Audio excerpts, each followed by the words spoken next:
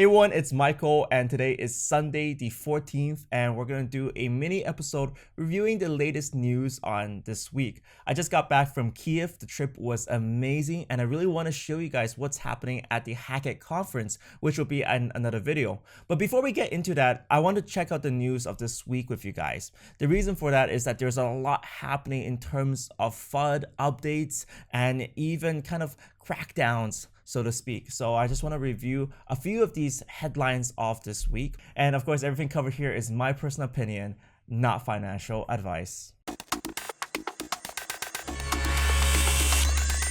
Let's start off with the markets, and I'm gonna move myself a little bit over here so you can see what's happening. So this came to a surprise to a lot of people because after October the 11th, there was a dump right there. But beyond that, Bitcoin, Ethereum, Ripple, the whole market has remained relatively stable. So what's happening right now? There's still this pending wedge that a lot of people have been talking about. So let me try to move again. There we go.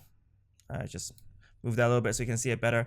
There's this wedge happening where we have this resistance at 5,800, and we have these peaks that are going less and less. So right now we're still stuck in that wedge formation, and a lot of people are predicting us to break either way, up or down. At the same time, Bitcoin's saying, don't really care about the wedge that much. I'm gonna stay as consistent as possible. I'm gonna start off with this bit of FUD about Bitcoin and how China has the power to destroy Bitcoin. So this bit of news kind of originated from Princeton of Florida International University, where they had a paper that claimed that China's a looming threat. And what they're trying to claim here is that Chinese mining pools, shown in this graph, they have a significant portion of the total hash power for Bitcoin.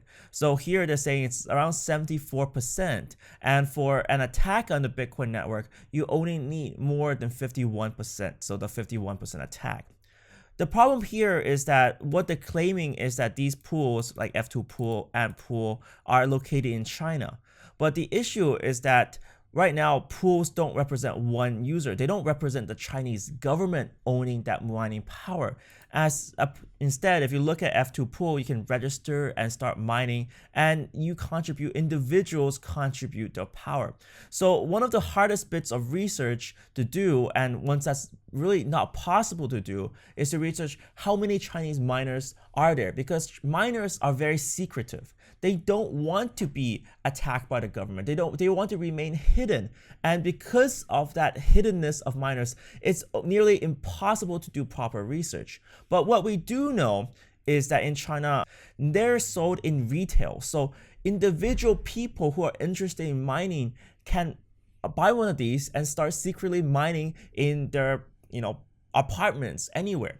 So I think it's important to remember that even though we have information like this and that China controls a lot of this hash power, it's completely false to believe that the Chinese government has a bad hash power. That is not true. It's actually the citizens. And because of the way that they're protecting themselves, because miners, they don't want to be discovered, they're not going to be influenced by the government at all. So in that sense, we have a lot more decentralization than what these charts represent. Following up on Bitfinex. So why is this so important is because Bitfinex and Tether USDT, they're closely related.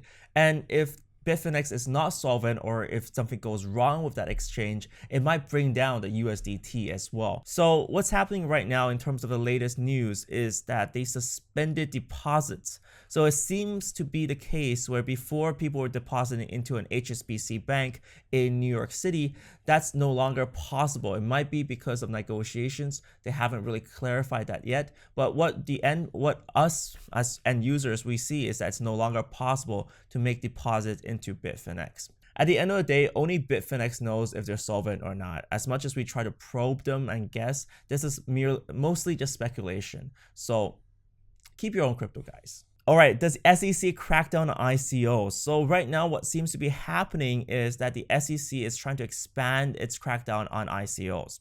So the report is done by Yahoo Financing, Decrypt Media, and what they're trying to say is that there are many different companies that are being subpoenaed by the SEC.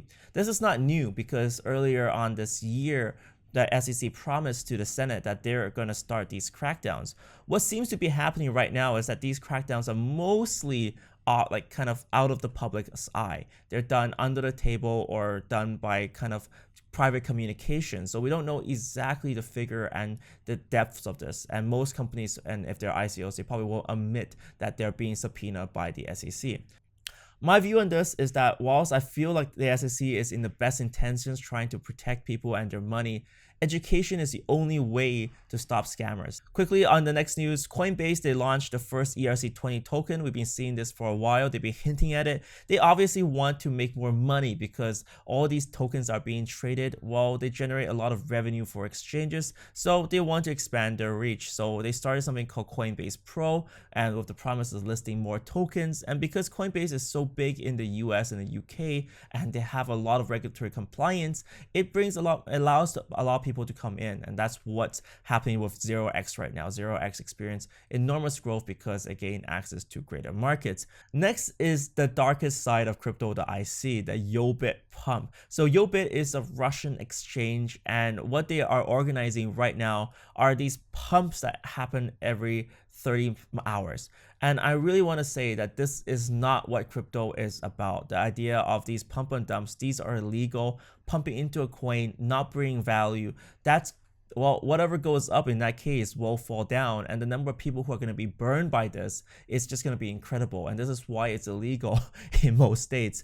So honestly, with crypto, it might be tempting to come and, try your luck with one of these things. At the end of the day, Yobit will always win because, well, you have more people and people trade there, but you as a customer, you'll always lose because you have no idea what's being pumped, but they know completely. At the end of the day, this brings absolutely no value to the coin or to any project whatsoever. The only way a crypto would increase value for real is if it does something, if it achieves something, it brings some sort of value. And this is why I'm totally against this. Well, that's it for today, guys. I hope you guys enjoyed this weekly update of what's been happening, and I really appreciate some questions as well. If you guys agree or disagree with me that China will destroy Bitcoin, of course, follow me on Facebook and Twitter. I have a lot of updates as well. Put the link down below. Thank you guys so much for watching this episode. Remember to click the like and subscribe button and the notification bell as well, as I'll be making a lot of very up-to-date videos so you can be notified when they're released. Thank you guys so much for watching. See you next time.